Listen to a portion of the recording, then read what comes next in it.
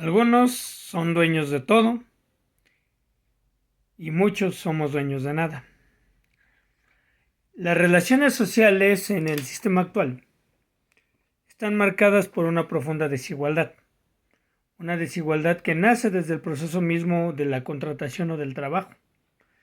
Recuerdo que hace muchos años era todavía yo un joven que estudiaba filosofía entre mis 18 a 22, 23 años, cuando vine a ver a Adolfo Gili al auditorio magno de rectoría de aquí de la UAT.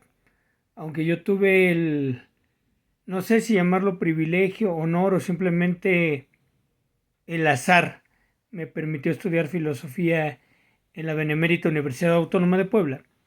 Era constantemente invitado aquí a mi tierra Tlaxcala por la Facultad de Filosofía y Letras de la UAT a presenciar ciertos coloquios, ciertas ponencias magistrales, y una de ellas fue la de Adolfo Gili. Y me cabe el recuerdo grato, al contrario de Margadán, de Floris Margadán, que se enorgullecía de ser un neoliberal y que veía bien la caída de la Unión Soviética.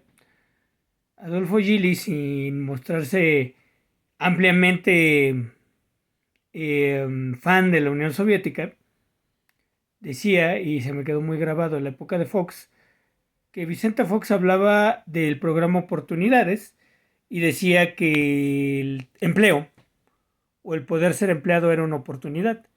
Y bien dijo Gil Suardo al terminar esa hermosa ponencia en Rectoría de la UAT, en el aula magna de Rectoría, que el trabajo debe ser un derecho humano, no un privilegio, no una oportunidad. Y pareciera que en el sistema actual el trabajo sigue siendo el privilegio o la oportunidad para unos cuantos. Recordemos que nuestro tipo de sistema, sobre todo en los países de capitalismo periférico o colonias, la mayoría va a vivir en el desempleo y solo unos pocos pueden tener ese privilegio de tener un empleo, y aún peor, esos pocos que tienen un empleo, en su mayoría, son condenados a tener un salario ínfimo, un salario que, como bien decía Marx, desde los manuscritos de 1844 solamente cubra sus necesidades de supervivencia como si fueran un animal, solamente mantenerse bien comidos, y hasta eso hoy día bien comido sería todavía una utopía, o mantenerse con vida mínima y con una alimentación mínima para poder sobrevivir y poder seguir trabajando. En el sistema actual se ve al trabajador como un apéndice, y ya lo decía Marx también desde 1844, como un apéndice de carne y hueso de la máquina. Esto también me recuerda la meditación que la maestra Carmen Romano en filosofía en la Benemérita de Puebla decía acerca que cuando la inteligencia artificial todo lo reine, la lucha por el socialismo va a quedar cancelada, o ya no va a haber lucha por el socialismo, ya pensaba. Pero quizá a la distancia del tiempo, y ya después también de haber criticado ya en la Facultad de Derecho, que terminé apenas a mis 40 años, ahorita que tengo 42 años, y me tocó hacer para Osvaldo Ramírez Ortiz un análisis del libro Sálvese quien pueda de Oppenheimer, un libro terriblemente neoliberal, donde hablaba maravillas de la inteligencia artificial y que en efecto va a cancelar muchos trabajos, pero que como en la revolución industrial el humano iba a ver la manera de adecuarse a esa realidad y seguir en el proceso productivo. Claro, se le olvidó decir a Oppenheimer que en la revolución industrial también la mano de obra fue sustituida muchas veces por las máquinas de vapor y algunas otras invenciones modernas de la revolución industrial. Pero el equilibrio entre las fuerzas entre capital y trabajo, que hoy día gozamos entre comillas, se dio por las luchas socialistas ya de Saint-Simon, de Proudhon, obviamente de Carlos Marx y de los marxistas que siguieron después de él. No fue simplemente porque el capitalismo haya sido buena onda y haya buscado espacios de trabajo para toda la gente, no. Fueron luchas de clases, luchas sociales aferradas, sangrientas, que llevaron mucho tiempo para que las pérdidas de empleo que se estaban dando por la revolución industrial pudieran subsanarse a favor de los seres humanos, a favor de los artesanos que tenían que volverse obreros y de los campesinos que tenían que volverse obreros para poder sobrevivir. Recordemos, unos son los dueños de los medios de producción, de las máquinas que generan las mercancías que después se venden y se vuelven plusproducto, luego se vuelven plusvalía y ese capital puesto en reserva se vuelve ganancia y es parte fundamental del sistema capitalista de producción. Todo ello se debe solamente a algo, a la mano de obra calificada de los obreros y los trabajadores. Es cierto, los compañeros correligionarios de derecha nos dicen qué va a hacer de ustedes sin el capital, sin el capitalista que los emplee. Pero nosotros también les preguntamos, ¿qué sería de su riqueza sin el trabajador que mueva las máquinas, el trabajador que produzca las mercancías que ustedes cambian en el mercado día a día? El mercado o los mercados, que no es como dicen los capitalistas y los neoliberales, que se enojan y son una sabiduría, casi un dios de la economía que todo lo mueve, no. Recordemos que el mercado al final de cuentas siguen siendo los intereses de unos cuantos capitalistas, de una minoría capitalista que quiere buscar nuevas rutas comerciales, nuevos precios, elevar precios para ganar más a costillas de los trabajadores e invirtiendo menos en seguridad, en salarios, en seguridad social para los trabajadores. Entre menos gasten en los trabajadores y en demás, ¿cómo decirlo? En demás enfoques o cosas mínimas para la producción, ellos mejor. Ellos quieren tener la mayor ganancia a la menor inversión. También recordemos que el sistema se ha apoderado del Estado. El Estado que nos ha costado quitárselos y que ya se los hemos quitado el Estado, que sin embargo siguen siendo dueños de muchos poderes, tanto fácticos como políticos. En los poderes políticos está la Suprema Corte, que ahora estoy seguro o casi seguro que va a votar en contra de las pensiones dignas para los trabajadores, porque obviamente está afectando a los intereses de una clase capitalista burguesa y sobre todo de una clase capitalista burguesa muy especializada, los banqueros.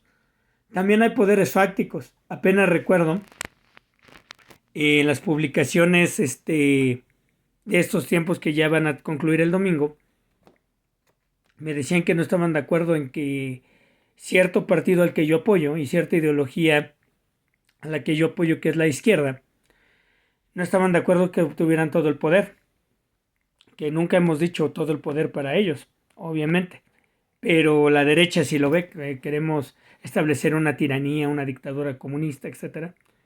Pero nos han puesto a pensar que una clase social, que una ideología, que la burguesía mexicana ya era dueña absoluta de los tres poderes, incluso hablando, como en derecho nos enseñaron maestros egregios como el maestro Azol, que hay dos tipos de división de poderes. Una horizontal, que es ejecutivo, legislativo y judicial, y una vertical, que es el poder federal, estatal y municipal. Todos ellos eran controlados y cooptados por la burguesía, por los grandes ricos, por los intereses económicos tanto nacionales como transnacionales. Y los medios de comunicación también como poderes fácticos son de ellos. No es por nada que ahora Broso, a punto de terminar las campañas, arrecie sus campañas de odio en contra de la izquierda, que lo de Lore de Mola lo mismo, o Chumel Torres con su humor barato y vago, quiere hacernos reír con bromas politiqueras de derecha, o el mismo Eugenio Derbez vuelve a abrir la boca en contra de los gobiernos progresistas y de la revolución que intenta sacar a México del hoyo capitalista que los neoliberales nos han metido. Ellos controlan los medios, quieren controlar la ideología, y parte de nosotros es estudiar, leer, entender la economía, entender a la sociedad, entender la historia, la cultura y la política para poder votar sabiamente y poder seguir transformando al país de manera pacífica y de manera honesta, y sobre todo honesta con nuestra razón y nuestro espíritu. Recordemos que ellos lo controlan todo, o lo controlaban todo, y quieren seguir en ese poder.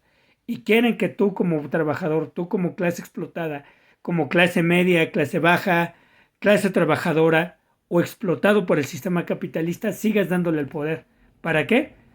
Para que digan, ya cambiamos. Y en 6 años o más sigan haciendo las mismas gandalladas. A lo mejor sí te dan los programas sociales, pero ya carranceados, ya recortados, ya limitados, para poder seguir dando dinero a los grandes capitalistas, a los grandes banqueros y a la gente que ha estado robando al país durante años. Creo que es el momento de reflexionar y de saber cuál es el camino que nos conviene. Han sido muchos años, más de 30 años de poder de una clase política, de una clase social y una clase económica que quiere controlarlo todo y que quiere seguir sirviéndose a costillas de los trabajadores y del grueso de la población, que nos quieren seguir controlando, nos quieren seguir quitando el derecho al trabajo. Recordemos también que los mexicanos somos de las personas en todo el mundo que más trabajan y de los que menos ganan. Hay salarios que no reflejan lo que hacemos en una jornada electoral y que la clase social que logramos sacar del poder ejecutivo quiere seguir controlando esos salarios de hambre. Quieren que tú y tu familia sigan viviendo con 4,000, 5,000 pesos a la quincena o menos, cuando los gastos exceden todo eso. Y les importa un bledo que no te alcance para comer, que no te alcance para las medicinas, que no te alcance para atenderte, porque al final de cuentas un ser humano menos son más ganancias para ellos. Bien decían en una crítica que hicimos en un coloquio de filosofía también aquí en Tlaxcala, con gente de todo el país, decían que Marx nunca había criticado la enajenación en el capitalista. Y claro que sí la criticó. Ven el capitalista que está enfermo, que está obsesionado con el afán de lucro. Deja de ver al ser humano, que es el trabajador, para ver una mercancía, una fuente de ganancias. Deja de tener relaciones meramente humanas para buscar relaciones mercantilistas, economicistas, no económicas, donde nada más ves al otro como una fuente de ganancias, como una mercancía. Creo que ya es momento de decir ya basta y poder seguir luchando por derechos sociales más fuertes y que nos puedan llevar a una mejor vida. Esta es mi opinión.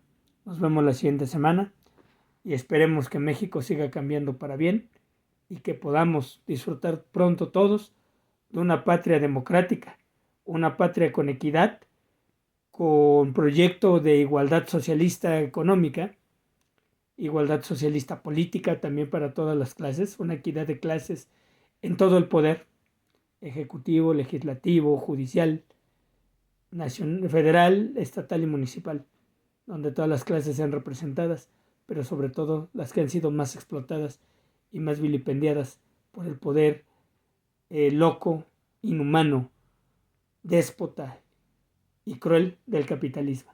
Muchas gracias, su amigo Ernesto Conde se despide.